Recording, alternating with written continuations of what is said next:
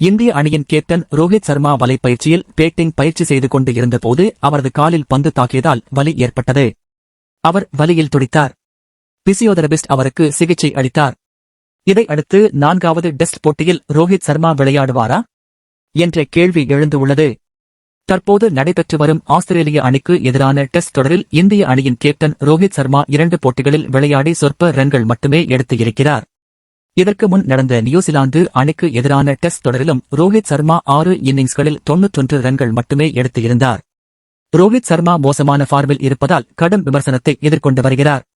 இந்த நிலையில் ஆஸ்திரேலிய அணிக்கு எதிரான 4வது டெஸ்ட் போட்டிக்கு முன்னதாக அவர் வலை பயிற்சியில் ஈடுபட்டார்.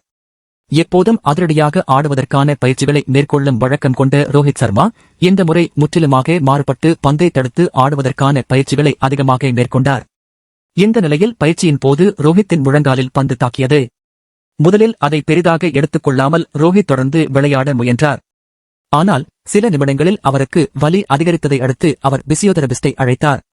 அவருக்கு முதல் உதவி சிகிச்சைகள் அளிக்கப்பட்டன.